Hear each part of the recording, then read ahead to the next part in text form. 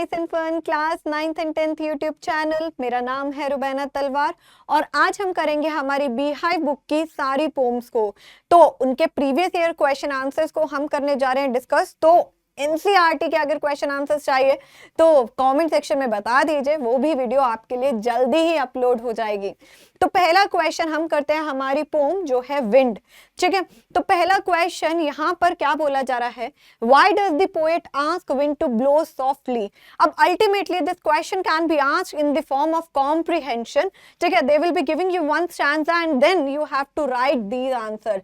तो ये 1 मार्क का भी आ सकता है, 2 मार्क्स का भी आ सकता है आपके एग्जाम में। तो पहला क्वेश्चन यहाँ पर विंड पोम में से पोएट विंड को कहते हैं कि भाई धीमे धीमे, मतलब कि धीमे धीमे बहो, यानी कि wind to blow softly. So what you have to write here, the keywords are the poet ask wind to blow softly because he knows that a strong wind will cause a lot of damage to the structures that are not very strong. Actually, the poet is saying the truth, right? The poet is saying that wind you should blow softly because अगर तेज हवा होगी then it will be the destroying factor. तो यहाँ पर भी यही बोल रहे हैं poet that it will cause a lot of damage to the structures that are not very strong, जो बिल्कुल मजबूत नहीं है। It will break the shutter of the windows, throw the books from the shelves and tear their pages and bring rain. So ultimately the poet is saying that please come softly, otherwise these books which are kept on the shelf will be thrown down and they tear their pages. Tear their pages का मतलब क्या है कि जो books के pages हैं, बहुत तेज हवा आएगी, फॉर एग्जाम्पल ये तो केमिस्ट्री की बुक है, तो यहाँ पे पेजेस ऐसे होंगे and ultimately because of the strong wind it will be scattered and it will be destroyed and they will bring the clouds here और बारिश आ जाएगी। क्लियर हो गया। चलिए क्वेश्चन नंबर 2 पर चलते हैं। What damage does wind cause in the poet's room? Actually यही क्वेश्चन है, बस मॉडिफिकेशन कर रखी है कि what damage, ऐसा कौन सा जो डैमेज है यहाँ पर wind cause in the poet's room, poet के रूम में जो विंड डिस्ट्रॉय कर रही है, ठीक है। तो wind breaks the shutter of the windows, wind जो है जो शटर्स होते हैं विंडो के उसे तोड़ रही हैं और स्कैटर कर रही हैं पोएट के पेपर्स को। It even throws down his book, even क्या यहाँ पर है, यानी कि इतनी तेज हवा है कि जो शेल्फ पर बुक पड़ी है वो भी नीचे गिर जाती है और जो पेजेस हैं वो भी फट जाते हैं। देन इट ब्रिंग रेन, फिर उसके बाद वो रेन लेकर आती है एंड डिस्टर्ब एवरीथिंग, और हर चीज डिस्टर्ब कर देती है। Question number 3, what is winnowing. तो विनोइंग का मतलब क्या होता है, what according to the poet does the wind god winnow. तो अकॉर्डिंग टू द पोएट जो हम यहाँ कह रहे हैं विंड गॉड, हवा देवता, ठीक है, यहाँ पर क्या कर रहे हैं हम, चलो। Winnowing refer to blowing away और removing the chance from the grain before it can be used as food. Actually आपने घर पे देखा है या आपने मूवीज में देखा है कि क्या करते हैं, जो कणक होती है जिससे आटा बनता है उसको छनते हैं। तो अल्टीमेटली वी जनरली से विनोइंग मींस छनना, किसी चीज को, इम्प्योरिटीज को निकालना, राइट। तो यहाँ पर it does implies segregating people और the things by judging their quality, मतलब कि यहाँ पर बोल रखा है that you have to change, मतलब what you have to do, it is a separation, ठीक है, सेपरेशन करके that this is a good quality, this is a bad quality. The poet says that a wind god separate the weak from the strong from grain. तो ultimately जो कूड़ा करकट है ना उसको बाहर निकाल देना और अच्छी क्वालिटी का जो ग्रेन है उसे प्रोवाइड कर देना। क्वेश्चन नंबर 4 यहाँ पर आ जाता है, how does wind make fun of weaklings. अब यहाँ पर पोएट ने कहा था कि wind don't make fun of the weaklings, मतलब जो तुमसे कमजोर है उसका मजाक मत बनाओ। तो यहाँ पर कौन से वीकलिंग्स के बारे में बात की जा रही है, तो देखिए, wind make fun of the weaklings by separating from the strong and then crushing them by its force। अब यहाँ पर अल्टीमेटली स्ट्रॉन्ग विंड है, उसके पास इतनी पावर है कि वो सेपरेट कर सके। तो यहाँ पर विंड को पोएट कह रहा है कि भाई देखो इतनी अकड़ मत मारो, ठीक है, इतनी अकड़ मत मारो और अपने से नीचे, या हम ये कहें जो कमजोर व्यक्ति है ना, जब हम कहते हैं ना कि कमजोर व्यक्ति है, जो आपको पता है कि दैट पर्सनालिटी इज डाउन, तो don't make the fun of that person, फायदा मत उठाओ। तो यहाँ पर भी पोएट यही कह रहे हैं कि wind makes fun of weakling by separating, क्या कर रहे हैं, उन्हें स्ट्रॉन्ग जो सहारा उनसे निकाल कर and then crushing it from by its force, और अपनी शक्ति से क्या करना है, जो सपोर्टिंग फैक्टर है उसी को डिस्ट्रॉय कर दो, right. Wind who is very strong doesn't behave in a friendly way. तो विंड जो यहाँ पर है strong doesn't behave in a friendly way with the weak, it dries the weak thing. तो यहाँ पर बोल रखा है कि दोस्ती यारी नहीं दिखाई, बल्कि वो क्या कर रहे हैं, वीक थिंग्स को और ज्यादा डिस्ट्रॉय कर रहे हैं। द बैड फैक्टर, चाहे वो विंड हो चाहे वो ह्यूमन हो, राइट। क्वेश्चन नंबर 5 बेटा जी, What harm does wind do when it blows hard? कौन कौन सी हम ये कहें हार्म कर रही है विंड अगर ये बहुत तेज चल रही है? When a strong wind blows, it destroy everything. वो हर चीज को खराब कर रही है. It break the shutter of the window, scatter the paper, throws the book off the shelf and tear the pages of the books. और वो pages जो होते हैं बुक्स के उसे फाड़ रही है. क्वेश्चन नंबर 6 बेटा, व्हाट काइंड ऑफ, देखिए बहुत छोटी सी पोम है, 6 to 7 क्वेश्चन फ्रॉम पर poem I have taken, hardly 30 minutes लगेंगे, लेकिन आपकी पूरे प्रीवियस ईयर क्वेश्चन रिवाइज हो जाएंगे. तो क्वेश्चन नंबर 6 यहाँ पर बोला जा रहा है, what kind of houses should we build to withstand the power of wind. यहाँ पर बोला गया है कौन से काइंड, मतलब किस टाइप के हमें घर बनाने चाहिए ताकि जो हवा में भी बिल्कुल स्ट्रांगली खड़े रह सके. अब अल्टीमेटली अगर मैं पोएटिक सेंस में बोलूं, how the human should be, ठीक है, how the human should be मतलब ह्यूमन के अंदर कौन सी ऐसी क्वालिटीज होनी चाहिए चाहे मुश्किल से मुश्किल टाइम आए वो उसे भी पार कर जाए. तो that one factor is determinism. ठीक है, जब आप किसी चीज को डिटरमाइन कर लेते हो, ठीक है, कि आपकी दृढ़ निश्चय है कि भाई मैं तो करके ही रहूंगा, मुझे नहीं पता, मुझे 90% लाने ही लाने हैं, कुछ भी हो जाए. सो दैट अगर आपके अंदर थॉट प्रोसेस है तो आपको कोई नहीं हरा सकता. वैसे ही तो कौन से काइंड ऑफ घर हमें बनाने चाहिए, what type of houses we should make और क्रिएट और बिल्ड ताकि जो पावर ऑफ विंड है उसे डिस्ट्रॉय ना कर सके. ओके, तो आंसर बेटा क्या बोलोगे, we should make strong houses with the doors that have a firm joint, जिसके जो जोड़ हैं वो मजबूत हो. The wind will not be able to crumble those, और जो विंड है उन्हें तोड़ ना पाए, और जो विंड है उन्हें तोड़ ना पाए. क्लियर हो गया. चलिए क्वेश्चन नंबर 7 पर चलते हैं, वेरी इंपॉर्टेंट क्वेश्चन. ओके, तो explain what the poet means by make the heart steadfast. अब एक फ्रेज है, अल्टीमेटली आपके एग्जाम में ना, चाहे बोर्ड एग्जाम जब आप 10th में दोगे तो आपको ये पता चलेगा कि फ्रेजेस के मीनिंग पे ना 1 मार्क का क्वेश्चन आ जाता है और हमेशा प्रीवियस ईयर में आया है. ठीक है, तो ये जो क्वेश्चन होते हैं पोम में कि अगर आपको किसी फ्रेज को एक्सप्लेन करना हो, then these are super duper important.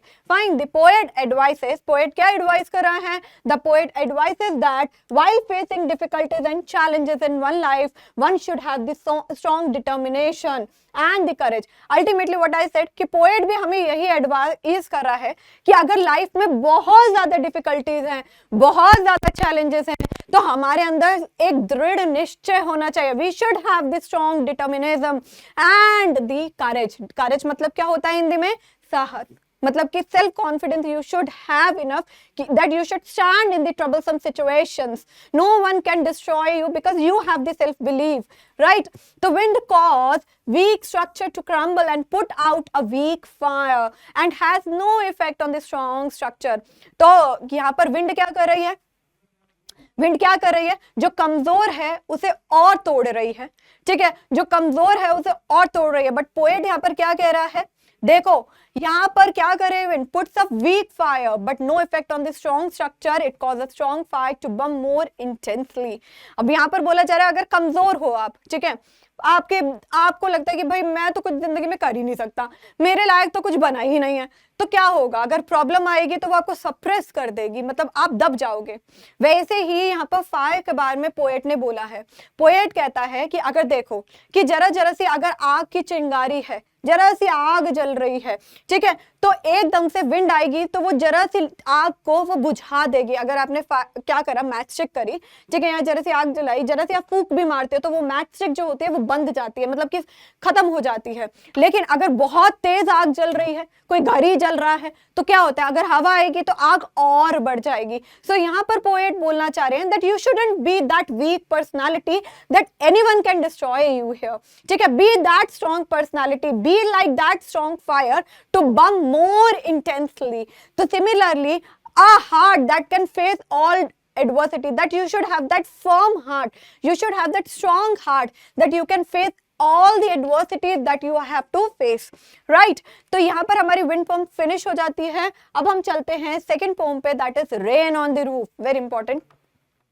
Extra important question answers हैं, यहाँ पर आपको बीच में दिख रहा है, ठीक है।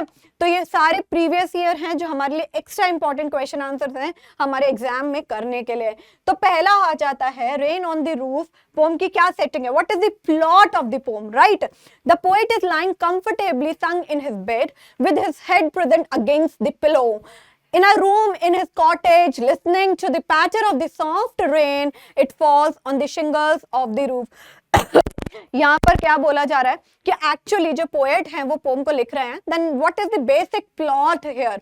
यहाँ पर पोएट कह रहे हैं, या यहाँ पर हम कहें जब हमारी जो पोम स्टार्ट हो रही है तो पोएट क्या कर रहे हैं, बेड पर लेटे हुए हैं और उनका क्या है, जो पिलो है वो सर के नीचे है and it is been pressed, और वो क्या कर रहे हैं, छोटा सा घर है, कॉटेज है, और वो सुन रहे हैं रेन की बूंदों की आवाजों को, that is पैटरिंग, right, on the roof, मतलब छत पर। क्वेश्चन नंबर 2 देखिए, how old do you think the poet is, justify your answer. तो एक्चुअली यहाँ पर पूछा गया है कि आपको क्या लगता है कि पोएट की क्या एज होगी, क्या वो यहाँ पर चाइल्डहुड में है, हम यहाँ बोले एडल्टहुड में है, क्या है, ठीक है। The poet is a young man, तो first of all you don't have to mention the age, you just have to mention कि वो एक यंग मैन है। He remember his mother. देखिए जब भी आपको नंबर्स नहीं याद होना तो आपको ultimately you have to use the substitute synonym, ठीक है। यहाँ पर आप बोलोगे आपको एज नहीं पता है तो आप बोलोगे एक यंग मैन है, ठीक है। अब यहाँ पर he remembers his mother looking down at him, तो वो याद करता है कि उसकी मॉम जो है उसको कैसे ध्यान रखती थी, और उसके सिबलिंग्स को, ठीक है, who are sleeping in their room, जो उनके रूम में सोते थे, लॉन्ग अगो, बहुत पहले। The poet mother also is no longer alive, तो पोएट की जो मॉम है वो अभी जिंदा नहीं है। As he says he lives on his memories, जैसे कि वो एक यहाँ पर कह रहे हैं कि वो उनकी मेमोरीज के साथ जी रहे हैं, ठीक है। क्वेश्चन नंबर 3 देखिए, how does the sky look before the rainfall. अब यहाँ पर बोला गया है कि कैसे जो स्काई दिख रहा है बारिश आने से पहले, ठीक है। तो आप क्या क्या पॉइंट लिखोगे, before the rainfall the weather turn humid, जो वेदर था वो ह्यूमिड हो गया था, चिपचिपा हो गया था, ठीक है। ग्रे डार्क क्लाउड से, बहुत ज्यादा घने काले हम ये कहेंगे बादल थे। उसके बाद गैदर इन द स्काई, जो इकट्ठे हो गए थे स्काई में, they cover the star and spread darkness, तो उन्होंने सारे स्टार्स को कवर अप कर लिया था और डार्कनेस, अंधेरा जो था वो छा गया था। और यहाँ पर जो पोएट है वो फील करते हैं डार्क क्लाउड्स को आर ग्लूमी, मतलब वो उदासी को दिखाता है, ठीक है। To the poet darkness spell despondence, अब पोएट के लिए डार्कनेस कैसे स्पेल होती है, एक तरह का डिस्पोंडेंस। आगे देखिए, and gloom as the clouds, humid shadow, weep gentle tears that fall as rain। तो क्वेश्चन नंबर 3 यहाँ पर वाइंड अप हो जाता है। क्वेश्चन नंबर 4 पर चलते हैं, एक बार रीड करिए बेटा। And the melancholy darkness gentle weeps in rainy tears, explain phrase melancholy darkness, what does it do, ये क्या करते हैं, ठीक है। अब ये रेफर करता है dark rain bearing cloud, dark rain bearing cloud, मतलब कि हम यहाँ पर बोलेंगे ये क्या रेफर कर रहा है, काले काले बादलों को जो बारिश को दिखाती हैं, ठीक है। द पोएट इमेजिन्स, जो पोएट हैं वो इमेजिन क्या कर रहे हैं, दैट क्लाउड्स कवरिंग, ठीक है। तो यहाँ पर क्या बोला जा रहा है, जो क्लाउड्स कवरिंग द स्काई, जो क्लाउड जो कवर कर रहे हैं वो स्काई को, वो दाजीन है, मतलब कि यहाँ पर वो ग्लूमी है, सैड है, ठीक है, एंड डिप्रेस्ड है, because they are heavy and grey, क्योंकि उनके अंदर बहुत चीजें भरी हुई हैं और वो ग्रे कलर के हैं। The poet further imagines that the clouds are weeping and their tears are falling down as raindrops। और यहाँ पर poet कहते हैं कि further वो imagine करते हैं जो clouds हैं वो रो रहे हैं और जो उनके tears हैं वो आ रहे हैं as a rain droplets। तो अल्टीमेटली यहाँ पर ये बोला गया है कि जब आपका मन बहुत भारी है, आपके मन के अंदर बहुत ज्यादा चीजें चल रही हैं, मतलब हम कहते हैं ना कि my heart is very heavy, ठीक है, my heart is very heavy, why, because of some emotions और सम ट्रॉमास। सो हम क्या करते हैं, जब बहुत ज्यादा हो जाता है तो हम रोने लग जाते हैं। तो अल्टीमेटली यहाँ पर पोएट भी यही कह रहे हैं कि ये जो क्लाउड है ना, इनके अंदर इतने इमोशंस हैं, इतने सब कुछ भर गए हैं कि अब वो रो रहे हैं, और जो उनके आंसू हैं ना वो एक रेन ड्रॉपलेट्स के थ्रू हमारे पास पहुंच रहे हैं, ठीक है। क्वेश्चन क्लियर हो गया। क्वेश्चन नंबर 5 पर चलते हैं। What is the bliss for the poet in the pome rain on the roof? Bliss क्या है पोएट के लिए from the pome rain on the roof? अब चलिए देख लेते हैं। द पोएट थिंक, पोएट को लगता है, it is a blissful to lie it cosy bed with his head on the pillow और and listen to the sound of the rain falling on the shingles of the roof. अब ultimately poet को लगता है कि बहुत ही ज्यादा वो blissful हैं कि वो अपने बेड पर लेटे हुए हैं और उनका जो हेड है वो पिलो पर है और वो साउंड सुन रहे हैं किसकी? रेन को, जो रेन रूफ पर पड़ रही हैं। वो एंजॉय कर रहे हैं म्यूजिक का, नेचर का, जो अराउज करती हैं फैंटेसीज को और मेमोरीज उनके दिमाग में। सो यहाँ पर क्या लिख रखा है? He enjoys the music of the nature which arouses fantasies and memories in his mind. Clear? चलो आगे चलते हैं। क्वेश्चन नंबर 6 यहां पर बोला जा रहा है, what does the poet think to do when it rains? अब क्वेश्चन नंबर 6 क्या कह रहा है? क्वेश्चन नंबर 6 बोल रहा है कि what does the poet like to do when it rains? अब पोएट को क्या पसंद था जब बारिश आती थी? आपको क्या पसंद है बताओ? मेरा तो मन करता पकोड़े खाओ, चाय पियो, सो, है ना। तो यहाँ पर अल्टीमेटली पोएट का मतलब मन ना हमारे इंडियंस जैसा नहीं है, ठीक है। तो वो क्या सोच रहे हैं, चलो देखते हैं। The poet likes lie to in his room in his cottage, snug in bed with his head on a pillow when it rains. तो वो चाहते हैं कि वो कॉटेज में अपने बेड पर आराम से लेटे रहे, पिलो उनके सर पर हो। It gives him the greatest pleasure और उनको इसी में सबसे ज्यादा खुशी है, ठीक है। उनको इसी में सबसे ज्यादा खुशी है। 7th क्वेश्चन पर आ जाते हैं। What feeling does the falling rain arouse in the poet poem Rain on the Roof? अब यहाँ मैं गिरने वाली थी यार, चलो। यहां पर बोला जा रहा है व्हाट फीलिंग्स, ऐसी कौन सी फीलिंग्स है डज द फॉलिंग रेन, जो बारिश आ रही है, अराउजेस इन द पोएट्स। अब पोएट के अंदर क्या फीलिंग आ जाती है जब वो रेन को देखते हैं, ठीक है, रेन ऑन द रूफ। तो चलो देखते हैं। The poet first describe the falling rain as the tears of the dark gloomy cloud. साथ ही साथ however as he lies snug in his bed listening to the patter of the rain on the shingle, the sound, जो sound होती है वो उनको provide करती है immense pleasure को, क्या? खुशी को। and he lost his fantasies and memories, और वो अपनी फैंटेसीज में गुम हो जाते हैं, अपनी मेमोरीज में गुम हो जाते हैं। इसी के साथ हमारी सेकंड पोम के टॉप मोस्ट 7 क्वेश्चन हो जाते हैं। अब हम अपनी अगली पोम पर चलते हैं, that is the road not taken. Very very important मैं ये कह सकती हूँ पोम है। और रॉबर्ट फ्रॉस्ट हम ये कहेंगे कि देखते हैं क्या कहते हैं। What is the would? अब यहाँ पर क्वेश्चन आ रहा है द रोड नॉट टेकन। सबसे पहले आप ये बताइए कि what is the wood? Wood क्या है, ठीक है, क्या है? एक बार रीड करिए question. What did the narrator see in the wood? तो जो नरेटर है वो वुड्स में क्या देखता है, ठीक है। बोलो बोलो बोलो बोलो, आप फटाफट से आंसर दो। चलिए, वर द पाथ सिमिलर? क्या जो पाथ है वो सिमिलर था? बताओ मुझे। देखो, would means a forest. Would का मतलब क्या होता है? जंगल, यानी कि फॉरेस्ट। ही सॉ 2 पाथ्स, उनको 2 रास्ते दिखते हैं, diverging and disappearing in the undergrowth. एक क्या होता है? 2 पाथ होते हैं जो ऐसे जा रहे होते हैं, फाइन, ओके। और वो यहाँ खड़े हैं कि and he has to choose which path on which he will move. अब देखिए, no one had more grass and seemed less use then the other. देखिए यहाँ पर रॉबर्ट फ्रॉस्ट कहते हैं कि देखो मेरे पास आगे सामने 2 रास्ते हैं।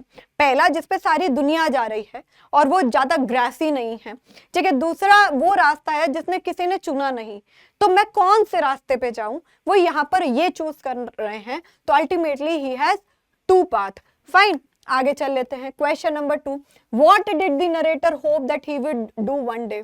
अब यहाँ पर क्वेश्चन आ रहा है, what did the narrator hope? Narrator क्या होप करते हैं that he would do one day, कि वो एक दिन करेंगे। Was he sure of doing so? क्या वो श्योर थे कि वो ये करेंगे, ठीक है। तो यहाँ पर देखिए क्या करना है। The narrator hope to come back, narrator आशा करता है कि वो वापस आएगा, और try the other path someday, कि वो दूसरा रास्ता भी अपनाएगा। No, he didn't think he would do so, उसको ये नहीं लगता कि वो ये कर पाएगा, because he knew that one path lead to another and it would be difficult for him to come back, क्योंकि उसे लगता है अगर मैं एक रास्ते पे चल पड़ा तो वहां से मेरी एक और राह आएगी और बहुत मुश्किल होगा मुझे वापस इस राह पर आने के लिए। मतलब लाइफ में अगर आपको दो ऑप्शन है, ठीक है, आपने एक लाइफ में ऑप्शन चूज कर लिया, ठीक है, और आप सोच रहे हो कि दूसरे ऑप्शन को आई विल ट्राई समडे, ठीक है, कभी, लेकिन यू नो द रियलिटी कि भाई एक बार हमने एक राह को चुन लिया तो वापस मुड़ना बहुत मुश्किल हो जाता है, because from that way another way is opened by the God, right. तो यहाँ पर आगे चल लेते हैं क्वेश्चन नंबर 3 पर। does one road seem to be more appealing than the other? Use example from the poem to support your answers. यहाँ पर बोला गया है does one road, क्या जो एक रोड होती है, seem to be more appealing than the other, क्या एक रोड बहुत ज्यादा अच्छी लगती है दूसरी से? आपको एग्जाम्पल देने हैं आप इस पोम के साथ में और अपने आंसर को सपोर्ट करना है, ठीक है जी। चलिए At first, पहले narrator comes to a fork in the road and is not able to decide, और वो able नहीं कर सकता डिसाइड करने के लिए कि कौन से पाथ उसको लेना चाहिए, मतलब he is not able to decide which path he has to use, which path he has to choose, ठीक है। One of the roads looks more frequented by the people, अब एक रोड जो होता है वो लगता है कि बहुत लोग आए हैं जाए हैं, ठीक है, while the second road appear to be less traveled, लेकिन जो दूसरी रोड होती है उसे ऐसे देखकर लगता है कि ये कम ट्रेवल्ड है, ठीक है, मतलब वहां पर कोई आया नहीं है। Though he is tempted to walk on both, हालांकि हम ये कह सकते हैं कि उसका मन दोनों में है, ठीक है, हालांकि उसका क्या मन है कि मैं दोनों रोड्स पर ट्रैवल करूं। द सेकंड पाथ, अब वो डिसाइड करता है अल्टीमेटली कि वो सेकंड पाथ को चूज करेगा, walking on the first on some time in future, और वो सोचता है कि पहले पाथ को वो कहीं अगला चूज करेगा। क्वेश्चन नंबर 4 आ जाता है यहाँ पर, क्लियर हो रहा है, ठीक है। What does the poet mean when he says want them really about the same? यहाँ पर जो पोएट हैं वो क्या कह रहे हैं, ध्यान से सुनिएगा, ठीक है। पोएट यहाँ पर कहते हैं the poet means to relay on the readers that both the roads, कि दोनों जो रोड्स हैं वो diverge in a yellow wood, और वो seem similar, और वो similar दिख रही हैं, and both of them looked as if they are not used for the while, और दोनों ऐसे लग रही हैं कि उन्हें यूज नहीं करा है बहुत समय तक। क्लियर हो गया आपको यहाँ पर? चलिए अब आगे देख लेते हैं। ये है रोड नॉट टेकन का एक और एक्स्ट्रा क्वेश्चन, लेकिन ये है हमारा कॉम्प्रिहेंशन बेस्ड, ठीक है। Read the extract given below and answer the following question. Two road diverge in a yellow wood and sorry I couldn't travel both and one be traveller along I stood and locked down once as far as I could to where it bent in the undergrowth। अब देखिए 2014 का ही question है, ठीक है, तो 15 में भी आया था। अब अल्टीमेटली पहला क्वेश्चन है at which point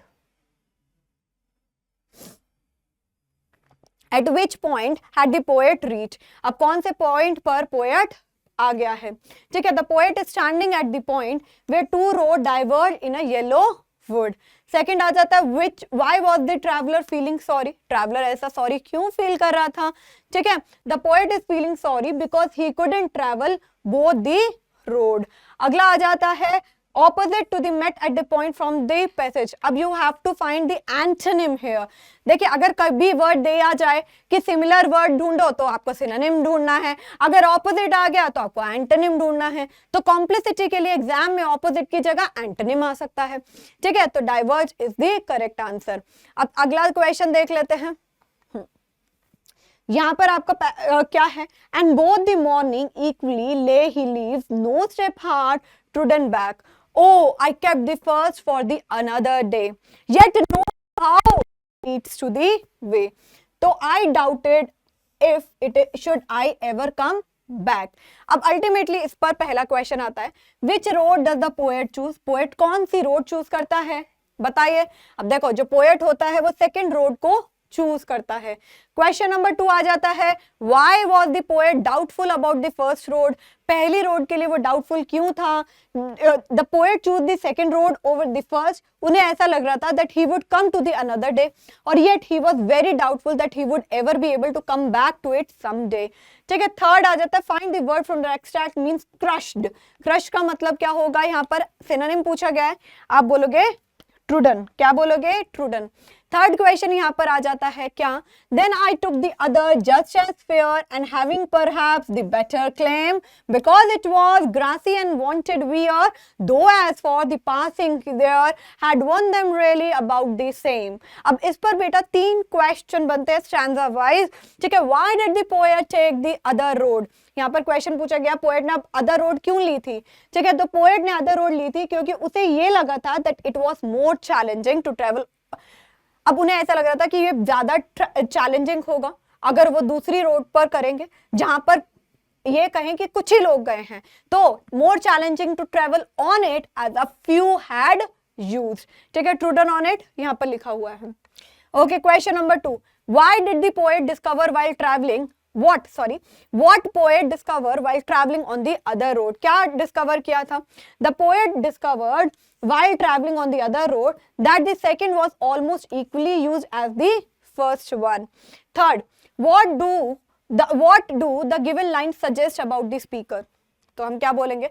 The given lines suggest that the speaker loved the challenges and difficulties. जो speaker है उसे challenges बहुत पसंद है और difficulties बहुत पसंद है, ठीक है। तो आगे चल लेते हैं फोर्थ क्वेश्चन, ठीक है। फोर्थ क्वेश्चन में क्या बोला जा रहा है? I shall be telling with the sigh somewhere ages and एजिंग hands euro diverge in a word and I took the one less travel by and that was made all the difference. तो इस पर 3 question आ रहे हैं। How did the poet make his choice about the road? तो देखो, the poet took the road which was less travel as it was grassy और साथ ही साथ लेस वॉर्न, ठीक है। तो एंड लेस वॉर्न। आगे चलिए, question number 2, what had made a lot of difference in the poet life? क्या बहुत ज्यादा डिफरेंसेस क्रिएट करे? The poet regretted his decision, poet को रिग्रेट हुआ था अपने डिसीजंस पर। कई बार होता है क्या, अपने डिसीजंस पर ही रिग्रेट। चलो अब यहाँ पर ध्यान से देख लीजिए, ठीक है। The poet regretted his decision and throughout he would have been successfully if he would have been taken to the other road, so the life would be have been different. मतलब उसे लगता है कि अगर मैं ये decision ला लेता हूँ तो मेरी जो जिंदगी होती वो अलग होती, ठीक है। थर्ड वन में बोला जा रहा है what does the term road stand for? तो the term road stand for the opportunities और साथ ही साथ हम ये क्या बोलेंगे? चॉइसेस, ठीक है। अब यहाँ पर हमारा क्या बन जाता है? क्वेश्चन नंबर 5 आ जाता है। क्वेश्चन नंबर 5 में आप क्या बोलोगे? Then look the other just as fair and having perhaps the better chance because it was grassy and wanted wear though as for the passing there had one them really about the same. What made the poet choose such road? Poet ने ऐसी road क्यों choose करी थी? तो poet ने ऐसी road choose इसलिए करी थी क्योंकि वहां पर जो ग्रास है वो उग गई थी और वहां पर किसी ने भी ट्रेवल नहीं किया था, ठीक है। सेकंड आ जाता है what does the poet mean by just as fair? Just as fair का मतलब होता है जो अदर रोड थी वो ब्यूटीफुल थी जैसे वन हैज सीन अर्लियर, ठीक है। तो find the phrase from the extract which means had not been used. Had not been used का बोलोगे wanted where is the synonym. Fine, अब हमारी पोम आ जाती है that is a legend from, यहां बोले अ लेजेंड ऑफ नॉर्थलैंड। क्या आ जाता है? अ लेजेंड ऑफ द नॉर्थलैंड, ठीक है। A legend is a very old story. अब हमारे को पता ही है लेजेंड का मतलब क्या होता है, वेरी ओल्ड स्टोरी। तो उसे लेजेंड क्यों बोला गया है? चलिए आंसर को ध्यान से देखना, ठीक है। A legend is a very old story from the ancient times, which means not always be true. और साथ ही साथ one and the people about the famous event or person. A legend often teaches a lesson. तो हम ये बोलेंगे कि हमें कोई ना कोई पार्ट सिखाकर जाती है, तो इसलिए जो पोम है वो लेजेंड बोली जाती है क्योंकि ये बताती है old story of the Northland. ठीक है, this is the story of old greedy women who angered Saint Peter and was turned into a woodpecker because of her greed. अब ये जो स्टोरी है यहाँ पर पता चलता है जो लालची औरत होती है उसको वो क्या करती है, एक मॉन्क को गुस्सा दिला देती है, ठीक है, और वो एक वुडपेकर बन जाती है उसके श्राप से. And the poet herself says I don't believe it is true. और पोएट खुद कहते हैं भाई मुझे ऐसी चीजों पर यकीन नहीं है. अगला हम क्वेश्चन देख लेते हैं. क्वेश्चन 2 कहता है Where does this legend belong and what kind of country it is? ये किसको belong कर रही है और कौन सी country है?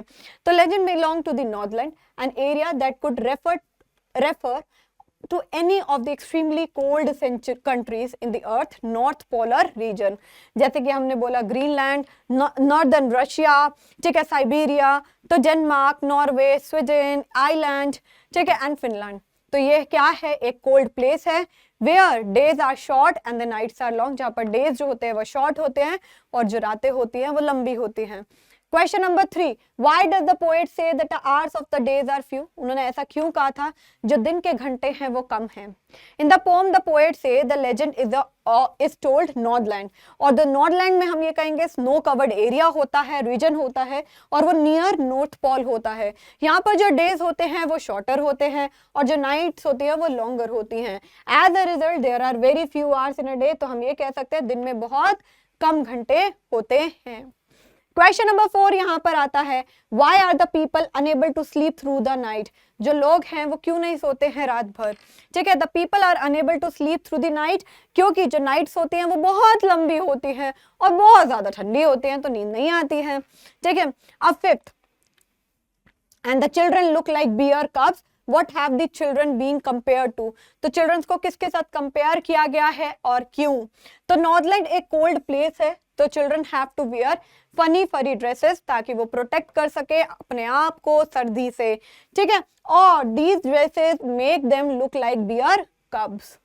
क्वेश्चन नंबर 6 आ जाता है. क्वेश्चन नंबर 6 कहता है, what does the poet tell us about this story she is about to narrate. Why does she want to tell the tale? वो क्यों ये कहानी बताना चाहते हैं.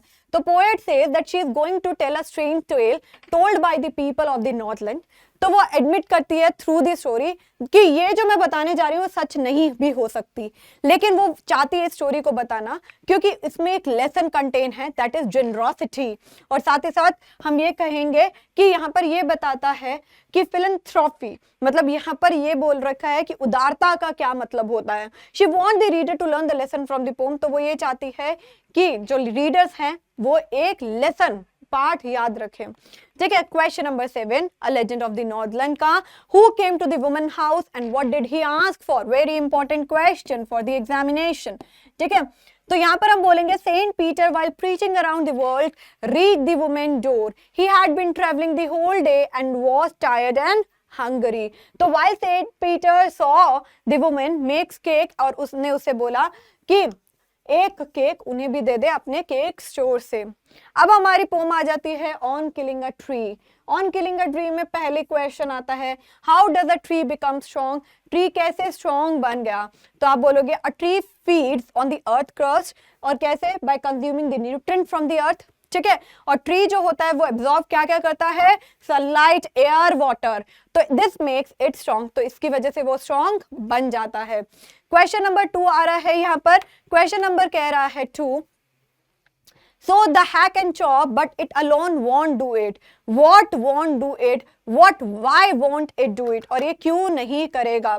ठीक है, तो hacking and chopping is not enough to kill a tree. आप भी मानते हो. Tree endures the pain but continues to live on it as it heals over a time. The bark which has been chopped will heal itself. और जो green twigs होते हैं और जो small branches होते हैं वो soon emerge from the bleeding bark and in time tree will regrow to the original size. ठीक है, आगे question number 3, what is the meaning of bleeding bark. Bleeding bark का मतलब क्या होता है, व्हाट मेक्स इट ब्लीड, और क्या उसे ऐसा होता है कि वो ब्लीड करती है. Bleeding bark suggest the wound on the tree, मतलब कि जख्म जो ट्री पर होता है, that is caused by hacking और chopping the tree. The branches of the tree, जो ब्रांचेस होते हैं ट्री के, are chopped off. The tree bleeds at the sap and can be seen to flow. It express the pain of the tree. अब आपने देखा है कि किसी आप ट्री को काटते हो या उसकी लीफ को काटते हो तो व्हाइट कलर का एक फेविकॉल जैसा दिखता है, दैट इज द सैप. तो that is only called the bleeding bark. ठीक है, question number 4, what are miniature bugs. ठीक है, what happens if they are left unchecked. तो हम बोलेंगे miniature bugs are new branches which sprout where the trees are hacked और chopped. If they are left unchecked, they expand and become huge trees, or the chopped tree grow back to the formal size. तो वो formal size में वापस हो जाता है. 5th question, how does the tree heal itself. जो tree होती है वो equipped with the power to heal itself. When a tree is hacked or chopped, leaves sprout from the wounded bark. उसके बाद क्या होता है, from the close to the ground, जो curled green twigs होती हैं वो rise हो जाती हैं. Miniature bogs जो होते हैं again वो former size में आ जाते हैं, और साथ ही साथ जो tree in time grow back to the former size. Question number 6. How does the poet describe the growth of the tree in the first stanza of the poem? तो poet यहाँ पर कहते हैं जो ट्री होते हैं वो स्लोली ग्रो करते हैं. कैसे? न्यूट्रिएंट्स लेकर अर्थ से. Then it absorbs sunlight, air for the many years. The bark of the tree looks ugly. जो बार्क ऑफ द ट्री होता है वो लुक अगली होता है क्योंकि वो रफ होता है. And has crooked lines on it. It is very ironical. Soft and green leaves came out from the leprous hide. और ग्रेजुअली ये एक बिग ट्री में डेवलप हो जाते हैं. Why does it make so much time to kill a tree? इतना time क्यों लगता है ट्री को मारने में? तो हम यहाँ पर बोलेंगे कि इजी नहीं है ट्री को मारना हैकिंग और चॉपिंग से. ठीक है जी. The tree has deep roots जो बर्थ देते हैं टाइनी ट्विग्स को, ब्रांचेस को, which help the tree to attain its old, हम ये कहें former size. For a tree to be killed the root has to be, अब जो root has to be uprooted, और हम ये पे बोलेंगे यहाँ पे चॉक्ड इन द सन, और जो process take time and it requires a lot of effort, और इसमें बहुत ज्यादा एफर्ट जरूरी होते हैं. ठीक है. अब हमारी पोम आ जाती है no men are foreign. No men are foreign. ठीक है. तो इस पर देखें हम, what does the poet mean when he says remember no men are strange, no country is foreign. तो यहाँ पर जो पोएट है वो क्या बना रहा है, impassioned plea telling the reader to give up extreme nationalism वो और एक्सपीरियंस एंड परसीव्ड जो डिफरेंस है people among belonging to the different nations. We are brother. यहाँ पर वो कहते हैं हम ब्रदर्स हैं क्योंकि हम एक इनहैबिटेट है सेम प्लैनेट पे, हम सेम पानी पीते हैं, सेम हवा को लेते हैं, but we feel different and behave जैसे कि हम एक एनिमी हो. जो पोएट होता है वो हमें क्या कहता है कि पैट्रियटिज्म और live in a universal brotherhood. ठीक है. आगे चलें. Question number 2. How does the poet prove that there is no foreign country? तो everyone, अब यहाँ पर लिखा हुआ है कि everyone shares the sun and the air. They have the same body structure, साथ ही साथ elements. So there should be no biased attitude towards anyone. Question number 3 होता है what is meant by uniform? Why? What is there beneath all uniform? तो word uniform यहाँ पर क्या refer कर रहा है, distinctive clothing worn by the member of the same organisation, children attending certain school. तो इस पोएट में जो पोम होता है, पोम में जो पोएट होता है सॉरी, वो यूनिफॉर्म्स को डिस्क्राइब करता है, both the uniform one by the soldier, साथ ही साथ वेरियड ट्रेडिशनल ड्रेसेस को जो बिलोंग करती हैं डिफरेंट कल्चर को, सिविलाइजेशंस को, और अदर क्लोथ जो सिंबलाइज करती है wears are. Beneath all uniform हम ये कहते हैं सेम ह्यूमन बॉडी होती है. तो bring out the irony in the use of the word uniform. तो यूनिफॉर्म इंप्लाई क्या कर रही है, ड्रेस को, कॉस्ट्यूम को, आइडेंटिफिकेशन को, सिमिलर ग्रुप ऑफ ऑर्गेनाइजेशन को. यूनिफॉर्म नेसेसरी है वॉर में ताकि वो डिफरेंशिएट कर सके और आइडेंटिफाई कर सके सोल्जर को जो डिफरेंट साइड्स के होते हैं, अदरवाइज अपीयर जो होंगे वो सेम होंगे. तो but uniform give the rise to the differences because they have the nation uniform that the world remain divided rather than united. ठीक है. अब हमारी लास्ट पोम आ जाती है slumber did my spirit seal. इसमें आ रहा है स्पिरिट और and what was its state. तो यहाँ पर देखेंगे ये जो पोम है द वर्ड स्पिरिट यहाँ पर रेफर करता है माइंड ऑफ द पोएट को जो कहाँ था, इट वाज इन स्लम्बर, और डीप स्लीप और a state of unawareness as if unconsciousness जो रियलिटी थी जिंदगी की. It is as if it was drugged और अंडर द सेम स्पेल. ठीक है. Question number 2, what cause the slumber of the poet. ठीक है. द पोएट जो था वो पैशनेटली लव करता था एक लड़की को, उसकी डेथ शॉक कर गई थी और सैडन कर दी गई थी. He felt bitter grief, deep emotion था जो उसके दिमाग में आ गया था. इंटेंसिटी ऑफ सॉरो जो थी वो ओवरपावर्ड उसकी कॉन्शियसनेस को. क्वेश्चन नंबर 3 आ जाता है व्हाट चैलेंजेस. क्वेश्चन नंबर 3 क्या कह रहा है, what challenges did the slumber bring in the poet feeling. तो पोएट बहुत ज्यादा शॉक्ड हो गया था, saddened by the beloved death, but the slumber brought peace to his mind, realized that it beloved the part of the nature and would always remain around him. Last question आज की video का, who does not feel any human fears, why? तो poet does not feel any fears, और उसकी जो soul होती है वो फील करती है शांति को, as though a sleep existing in the deep calm where he has nothing to fear. His love for Lucy was so strong that he didn't want to grow old और suffer करना the problem of the old age as human beings do. ठीक है, so he would not now be marked by the passing of the time or the ravages of the nature and other mortals are. So for him she has attained the status of supernatural being. तो इसी के साथ जो हमारी आज का important lecture था, जिसमें सारी पोम्स के प्रीवियस ईयर क्वेश्चंस जो थे वो कवर्ड अप हो चुके हैं, एंड आई होप आपको सारी पोम्स के जो प्रीवियस ईयर क्वेश्चन है वो समझ में आ गए होंगे। एक बारी आप क्या करिए, इस पोम के क्वेश्चंस को गो थ्रू करिए, and it will be coming in the form of the comprehension question, and it will be covering about 4 to 5 marks in the examination. ठीक है, तो पढ़ते रहिए, मुस्कुराते रहिए, वीडियोस को देखते रहिए, लाइक और शेयर जरूर कर दीजिएगा, और कमेंट सेक्शन में बता दीजिए कि आपको नेक्स्ट वीडियो कौन से टॉपिक में चाहिए, ताकि वही वीडियो मैं अपलोड कर सकूं। Thank you so much everyone, bye bye, take care.